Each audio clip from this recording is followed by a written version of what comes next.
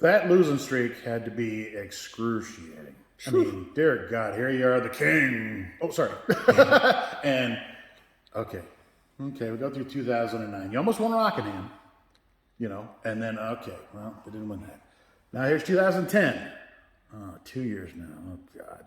Now I'm starting to hear it. When are you going to win again? When are you going to win again? If I knew, I'd freaking tell you. Yeah. 2011. Oh, my God. Another one. Oh, man. I can't imagine what the mindset is, and am I washed up? I mean, or whatever.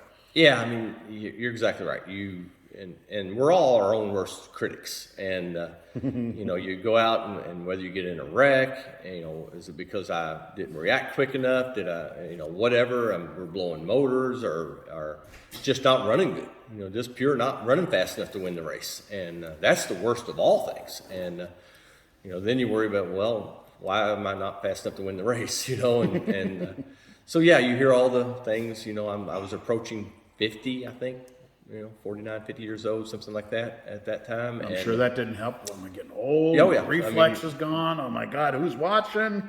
Why are we spending money in this old fart, Exactly right. I mean, you got sponsors you got to support and get their name out there, and you don't get your name out there when you're running 10th. And so it was a struggle. You were sponsored by Menards at the time. Were they kind of cool about it? Were they like, well, do we need to do something different? Not as in we're going to leave you. I mean, maybe they said that, but do we need more money? Do we need less money? What can we do? Well, in Menards, they weren't very as much hands-on as you think. They've been in the racing world forever, and they know the ups and downs of it. And so they never put pressure on me. The Ansel Glove Company was a little bit different because they came on board right at the end of our good seasons, good years when you have all the success. Wait, we get on the hook. We're not winning. What the heck? Yeah, they hook up with us, and we don't win races, and so it was a tough time. I mean, you start to doubt yourself and trying to figure out what's next. So how am I going to fix this? And we're I think 7 races away from breaking Iggy's record.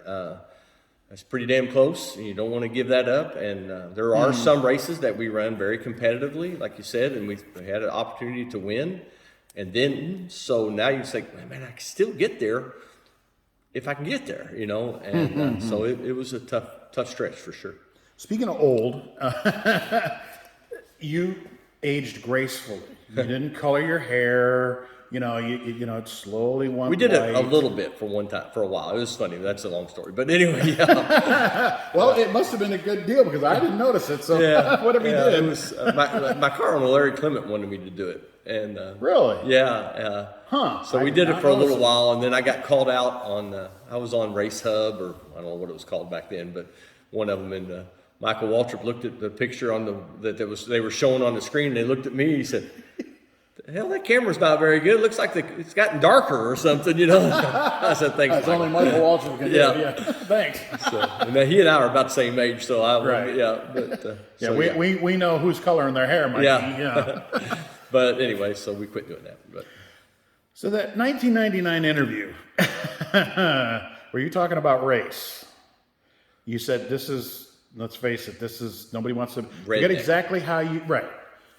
I don't remember the exact quote, but I'm sure. I mean, if you were, we were texting it, I think texting was starting to come in. And if you had texting at the time, I'm sure your phone was, I mean, I don't know if you heard from NASCAR, ARCA, who did you hear from after that? Well, pretty much all of the above. Because what you said was the truth. Yeah, what? I mean, they were thinking that I was saying that it's a redneck sport because of racially biased or whatever they wanted to build that on. And honestly, that's the furthest thing from the truth. And you guys can read. Yeah. You saw what I said, right? Yeah, I mean, and that's the whole thing is you got to read everything in context, and people pull things out. And NASCAR had contacted me, ARCA did. Sure. What do you mean by this? What do you mean by that? And they pretty much went away pretty quickly because everybody could tell. First of all, I'm not a big enough voice to cause that big a ripple in the water, but at the same token. When you try to be genuine about something and they call you out on it, well, that's what's the matter with the world today. Everybody takes each other too serious. No, I've known you we were nobodies, and now you're somebody. I'm still a nobody, but you know, and I thought I knew just about everything from you. I'd never seen that until I started researching the book. I'm like, whoa, wait a minute, you know, he's what? He said that? Wow, Right. How did I miss that? So you're right. It must have went away pretty quick. But do you feel that perhaps helped in some ways to kind of, you know, everybody's into awareness now. We got to create awareness. We got to create awareness. Well, no, I don't think so. I think, like you said, I think it went away so quickly that it really wasn't a big deal. I think people that know me and know how that was all talked about and said that, you know, I think it's just a bump in the road. Sentence comprehension. You know, I mean, use the word in a sentence, blah, blah, blah, like Right. a teacher would do. What did I say? You can read, right? I mean, I'm sure you didn't say it like that when NASCAR culture. No, I mean, and you know, they were good about it, and you know, we all should be more aware of what we say, and especially when you're in a public forum. But I think to the point now, it's ridiculous the way things are handled, and I think men and women, you know, you should be able to speak freely, and you should be able to sit down and have dialogue about stuff. And when it becomes a scream and yell match, that's just too mumuch, and Nothing gets accomplished. nothing gets better because of it. So, you know, one of the deals. There was a they call I forget what they called it in Detroit. It was hosted by a African American anchor, and he'd always have guests on. And that radio show I was telling you about, the morning drive guys, they would. This show got into such a shouting match, you literally couldn't understand anybody. And that morning drive crew would always play every day the shouting match. You know, there's nothing audible. Right. There was nothing you could understand. So We're accomplishing a lot when we get to that point. oh, sure. Yeah, for sure. Let's shift gears a little bit. How in the world was your guys the partyingest bunch at the track the night before, and then the next day they're busting off pit stops as fast as anybody? Well, Now we're talking about Terry Shirley's crew, the 02 car. 92, that's the way them 93. old country boys are raised. You know, they play hard. Country strong. Yeah, and they work hard. You know, they were just they were a different breed. And, They were unbelievable. Yeah, I mean, such they a good bunch of guys. broke the mold. And still are to this day. I mean, I'm in touch Yes. with most of them till Still even the now. same. Yeah. Loyal to a And fault Terry sometimes. is you know, as good a friend as I've got, and it was just a special time, and what a good bunch of guys, and hardworking bunch of guys. And as we got further on, and Bill came on as crew chief and stuff, that's not what Bill and I are about. Not that we're on our pedestal or anything, and people shouldn't drink or anything like that. My Uncle Paul was the best drinker of them all. But, you know, we feel like when we went to the racetrack that the time you left or the time you get back, you're representing companies. And again, that comes back to, you know, when you have Advanced Auto Parts and the National Pork Board and Menards and those kind of, that level, you know, Ansel Gloves, if you want to drink and party, that's great. You know, we'll buy you some beer, but you're going to do it at home. You know. Did you ever think at that time that this could be hurting me, or was it kind of like maybe, you know, as they get a little older they'll quit, which of course they didn't. But well, you know, those days were so different. They were different. Because, you know, that's Terry's cars and that's his crew. Not much you can say, I assume. Well, and I just didn't really feel like that we ever needed to, because although they might have a drink or two, I never knew too many of them to ever get drunk. Right. And as Not long like as they were it the didn't only ones affect, either, you know. no, exactly right. And as long as they Did their it job. didn't affect them the way they were the next day, more power to them. They were great guys. I mean, I'll take them any day of the week. You could see them. They, you know, you guys are right there with them. I mean, it's like a light switch. It's like, you know, yelling. They weren't they were the first ones back in the garage the next day, and they'd be there as late as it took to get it done. I mean, the 92 banquet is epic. We won't get into that, but but then, you know, you flip that switch and they're on it. Yeah. And I just, you know, and like you say, but racing was changing. Yeah. You know, and perception is reality nowadays. Yeah. Can you imagine what that would be like if that was social media now? Yeah. Well, that's the other thing too. I mean, there wasn't a lot of cell phones, and a lot of people, taking videos and just things have changed.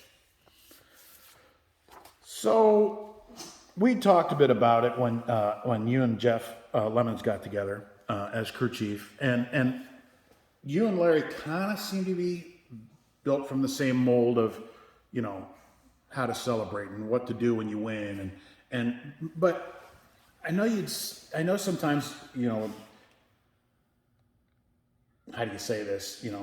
It seemed to, like you said, you don't like to do burnouts. You don't like to go a little too crazy and whatever. When you win, you're supposed to win. Like Richard Petty said, he'd go out and win. They'd go out for 3 races. He'd win 2 and finish second the other. And he'd get home, and instead of his dad going, "Hey, great job on the 2 wins," his dad would go, "What happened?" Right. What do you mean? Well, you finished second in that one race. I mean, is what I'm supposed to do? Did it bother you when guys kind of like, yeah, we're total domination and we're doing this and that and the other? Was that kind of...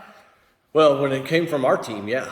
I always seemed felt to like really bother you. Yeah, I didn't like it, and I had a PR guy that wrote something about total domination one race, and we did. I mean, it was a dirt race, and I think we went 103 laps because of the green, white checker or whatever at the end of the race. You led 104. and I think we ended up leading every single lap that race, or maybe 1 or 2 while we pitted,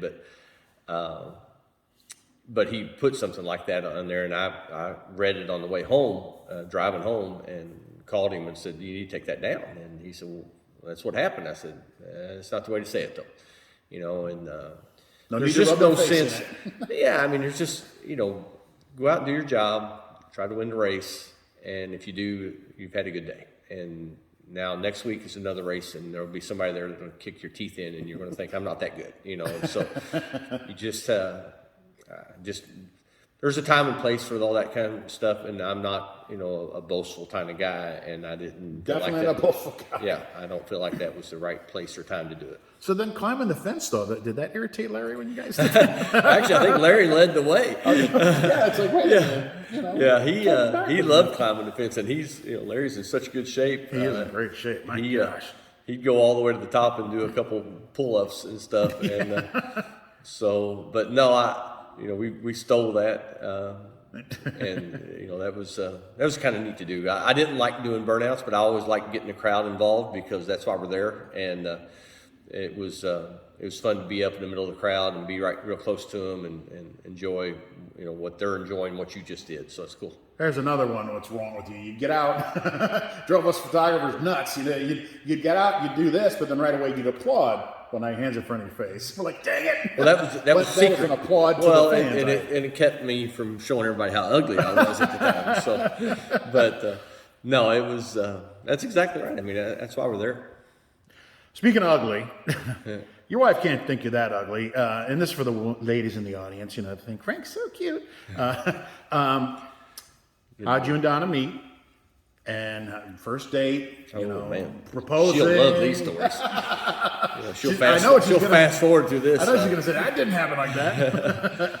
I actually met Donna the first time I was a senior in high school, and a really good friend of mine, Larry Ragland, was trying to take her out. And so she played tennis. She was a really good tennis player, and she was playing for her high school. So we went to a tennis match. Good shape. Oh yeah, white skirt. Just killed me.